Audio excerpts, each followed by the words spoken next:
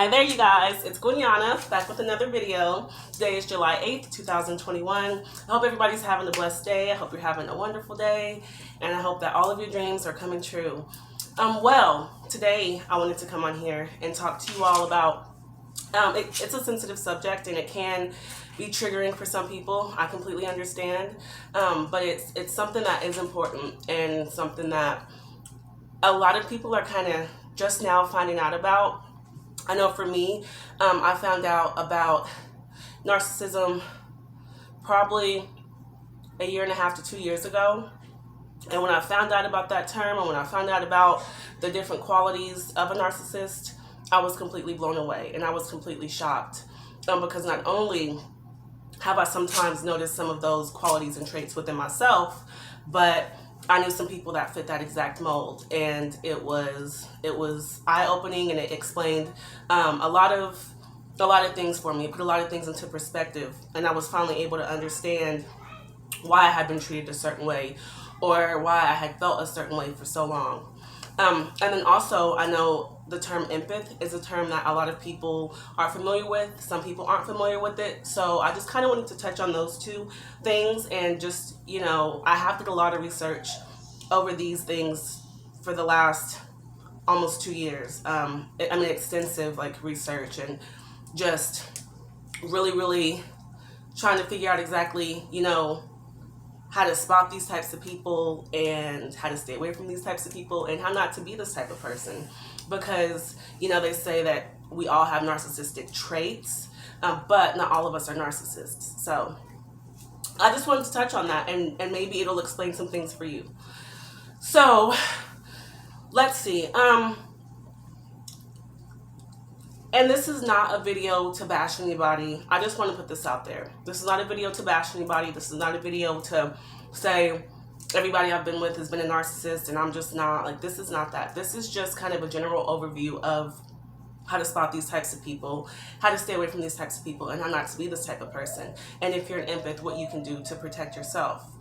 So I've realized that I am an empath. I'm very empathetic, and what that is basically, sympathy is understanding, not necessarily being able to put yourself in those exact shoes, but being able to understand how somebody could feel that way. So say someone lost a parent and you haven't lost a parent, you're able to understand how that may affect someone, but you haven't lost a parent. So you're not able to understand the exact feelings. When you're an empath, or if you're empathetic, you're able to actually put yourself in those shoes. So say miscarriage, for instance. Someone tells me they've had a miscarriage. I'm able to empathize. I have experienced that, and that's something that I completely understand, and I feel it, and I actually feel as if I'm feeling the same exact feelings that person is. So you actually, it's almost as if the person that you're being empathetic towards, it's almost as if their feelings are transferred onto you, and you're actually able to feel it within. And it's hard being empathetic. Let me know in the comments if you are an empath, how you kind of deal with the struggles of that, especially when you have your own things going on and you're available to so many other people. How do you balance that out, and how do you not get overwhelmed and not get depressed when taking on the emotions and feelings of others? Do you have any tips for anybody else? Just let us know in the comments, okay? This is a sisterhood, a family, and I think that a lot of people could benefit from your experience as well. But back to the narcissist aspect of it. So I've noticed within the relationships I've had, and when I say relationships, I don't mean actual boyfriend-girlfriend relationships, but just relationships with males that I've had, even if it was just friends. I tend to attract narcissists. And whether they know this or not, I don't know. But it really had me thinking, and that's another reason I kind of decided to kind of take a step back, just to kind of examine myself and see what I needed to work on. Do I have narcissist wanted on my forehead? These people are manipulative. They're users. They're out to get something. They're out to destroy you. And they also in ways are possessive, even if they don't want you. So say, for instance, like you were with someone and you're not together anymore. They still feel like they somewhat own you because in a way they were able to destroy you. Not that you weren't able to bounce back, but they were able to try to destroy you. Let's say that, try to destroy you or try to take you out. Whether that was within your career, and this, it does not just go for a spouse. This can also be friendships and family members. Whether it was within a career, whether it was within your finances, whether it was within, just kicking you to the curb and moving on super quickly. They are very vindictive people. They are very, oh man, evil in so many ways. And so it's so hard when you are an empath and when you are able to feel and you're able to actually love and you offer that out to a person that would be considered a classic narcissist especially. It's so hard to get them to understand how much you really do love them and how much you really do care for them. And then you actually start to question yourself. I know for a long time, I've always been a giver of love. And my love is real. When I say my love is real, my love is real. And so anytime I would begin to speak to someone or be with someone, I come from a family of love. My siblings, my mother, her husband, my grandparents. I come from actual love. I know what love is. I know what love feels like. And you'll notice if you are with the narcissist, they can't accept it. They can't accept the love. They won't accept the love. Either and I don't know and this does start from childhood. So be sure you research it more yourself.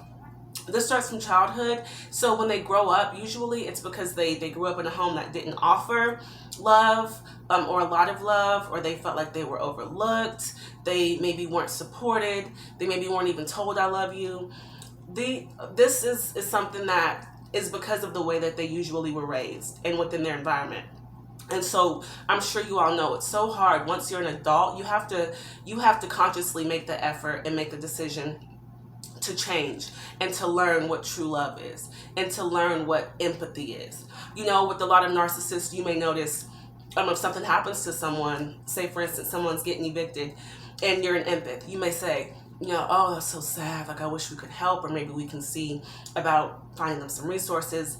A narcissist, a classic narcissist, is most likely going to say they brought it on themselves, or they should have paid their bills, or did nobody tell them to move there? And as an empath, as someone that's empathetic, I'm sure you're thinking to yourself, like, oh my gosh, like, we've all made mistakes. We've all did things that, like, we shouldn't have did and made bad decisions financially. Like, this is still sad. They have kids. They're out of work right now. Like, this is sad. But the narcissist is not going to, for some reason, there's a dissociation. They just can't feel it, and it's so sad. And it's one of the hardest things for me, I promise y'all, in my whole life. That's been one of the hardest things for me to accept, is a narcissist, or the narcissist that I've encountered, not being able to feel empathy. It's just because it's so mind-boggling to me.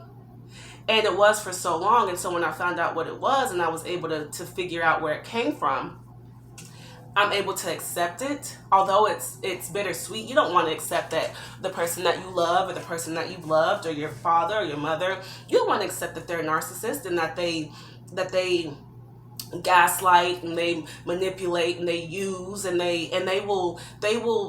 you can be with a narcissist for 20 years, and throughout that whole 20 years they can probably honestly have never been in love with you, and they can drop you at the drop of a dime, literally.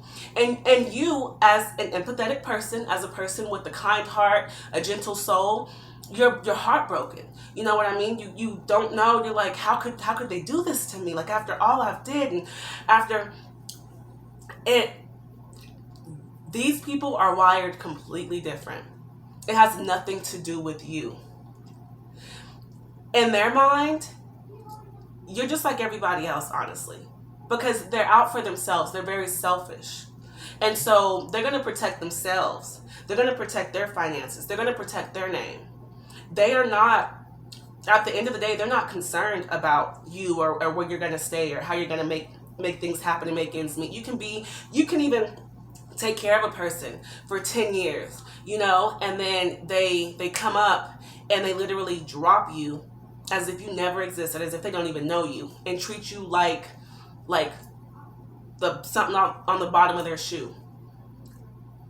And I'm telling you, it is so hard to wrap your mind around. But you're not the first person to encounter this, and you won't be the last. These people are soul suckers. They're energy vampires. They suck the life out of you.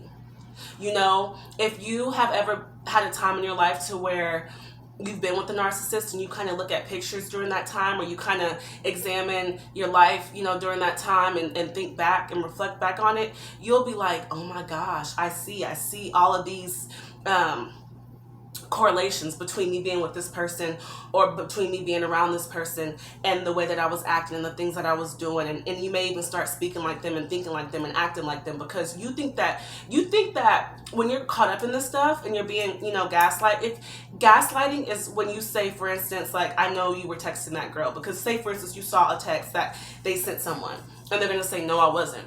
And you're like, no, I saw the text message. And you go through their phone and it's not there because they've deleted it, obviously. And you're like, no, I know you were. They're like, no, I wasn't. Like, you're crazy. You're crazy. You must have been high or drunk. You know, you know what you know, and they're trying to make you believe that you don't know what you're talking about, even though you know it's true. That's gaslighting. Telling you something didn't happen when it did happen. You just yelled at me. I didn't yell at you. Yes, you did yell. I said, get out. You know, like, don't yell at me. I didn't yell at you. You know, like, it's little things like that. And for a lot of people, it starts off small. It starts off with the little, oh, I didn't say I'd be back at 6. I said I'd be back at 8. You know, like, just, it starts off small, and then trust and believe, you stay with them long enough, it's gonna escalate. And it gets worse. And a lot of these people also, they know what they're doing. They're very smart.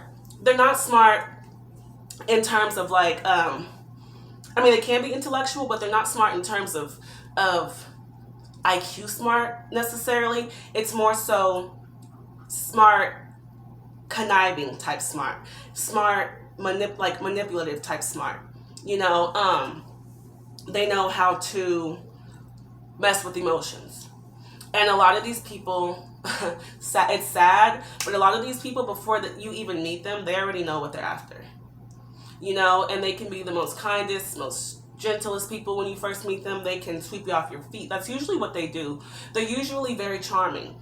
And I watched Dr. Ramani, I don't know how you pronounce it, but I watch her on YouTube, and she's a psychologist, and she talks about all different types of narcissists. But one thing she says is that one type of person she will not talk to is a charming person. And that's what I've learned too. Like, if you're charming and you're too charming, I can't trust it, because a lot of times the best narcissists are very charming. From the way they talk, the way they lick their lips, the way they walk, the way they smell, the way they look, the way they act, their swag, their demeanor. Like, it's just like, you're just entranced. Like, you're just like, man, like, they are fine. Or you're just like, oh my gosh, like, you can't quit thinking about them, and you can't quit just wanting to be with them, and you can't, like, they're just always, you know, on your mind. And that is the case for a long time, especially if you have ever been with one. It's hard to get them off of your mind, and it's hard to quit thinking about them, you know. But I know for me, it took me over 2 years, you know, to completely get out of that mind frame, that thought of, you know, not 2 years, like 1.5 years, but to get out of that mind frame of like, maybe one day we'll be together again. Or maybe, like, now that I look at it, I'm like, why would I even want to be with like a certain type of person that treats me so horribly? Because they will treat you bad, y'all. It don't matter how pretty you are, how rich you are, how smart you are, how loving you are, how caring you are. Oh, and don't be an empath, because you really about to go through it. You're really about to go through it. So that's something I wanted to talk about. You know, be sure that you look at the red flags. I've seen a lot of red flags with people, and I still gave them the time of day, or you know, talked to them for a little bit. But now I'm very quick to cut you off. Like, if I see, you know, we're talking, I mean, there's this one guy I talked to for just a couple of hours, and it was over the phone, obviously, but I talked to him, and he starts talking about, you look better without makeup, and I wouldn't have talked to you if I saw you in your wigs and makeup, but the picture of you with no makeup, I would talk. Like, just weird stuff. Like, it already was a sign of control. And so I knew to cut that short real quick. Like, it didn't get no further than that, just because I already know what time it is. So you really have to, don't let your loneliness get the best of you. You know, you really have to be cautious, because it's so easy to get with one and they will break your heart. So look for the red flags. You know, they'll try to isolate you from friends and family. You know, it starts off small. Be back by this time, or they might go with you the first few times somewhere, and the next thing you know, now they're not going, and they don't want to go, and they don't like your family, and they don't. It's crazy. It's crazy. It's almost like a movie, and nobody deserves that. We all deserve happiness. We all deserve love. We all deserve to be with somebody that loves us for us and our whole everything that comes with us, from our kids to our history to everything. You know, we don't have to settle. But they're out there, and they're looking to destroy. And even if you've moved on from one, just always be on the lookout. You know, they will try to come after you. They may send CPS over to your house a few times. They may call your job and tell them to drug test you because they think you're smoking weed. They may, you know, talk about your kids that you share together, and make it seem like you're a horrible parent. You know, they may call you names constantly, and they'll keep calling you names, and it'll affect you. But what you'll have to do, you have to put space in between you and a narcissist. Okay, so I just really want you guys to take a look into that if you haven't, because it's so important that we as women and as men are happy in our lives. You know, I make a conscious effort to be happy every day. So I don't just, well, nowadays actually I do wake up happy because I look forward to the day. But you know, every day isn't a great day. I have to wake up and I have to tell myself it's going to be a good day. You know, we're going to get up, you know, and make stuff happen. Also, tomorrow my daughter turns 13, so we're really excited about that. I'm so blessed. I'm so excited, so happy. So I have some stuff to get planned with that. And then I have to make a nail appointment because I was taking some stuff out the dryer and broke my nail. So got to get that done. And then also, I won't be filming tomorrow. I did plan on filming tomorrow instead of today, but because of her birthday, which her party may be Saturday, I'm not sure yet, but because of that, I don't think I'll have time to film tomorrow. So leave in the comments what you guys thought about this video. I will be trying to use like the YouTube editor app to, you know, put pictures in and music and all that good stuff. So just bear with me. Once again, thank you all for your support. I love you guys. And stay blessed, be a blessing. And really quickly, I wanted to show you all my outfit for today, just because I'm wearing it's not a corset, but it's just like a little waist thing. But I got this shirt from Walmart, and I got my little waist trainer thing on. I got some flip flops, so I hope I don't fall from there too. And then I just got these shorts. So yeah, it's a cute little simple outfit. I wish I had a gold belt, but I don't. So. But this helps with weight loss too, or it helps like at least aid in it, you know, and it kind of keeps things sucked in for you. So yeah, if you don't have one, go grab you one. They have them at Walmart too, or like the body shapers. But yeah, so you guys, stay blessed, be a blessing, and I will be talking to you guys in the next video, okay? If you have any questions, don't hesitate to message me on Facebook. I am back on there for YouTube purposes, and yeah, just keep on shining, keep on grinding, keep on trying to achieve your goals and your dreams, and do whatever it is that you want to do. Set your mind to something and keep moving, okay? I love you guys. Mwah. Be talking to you all in the next video. Bye.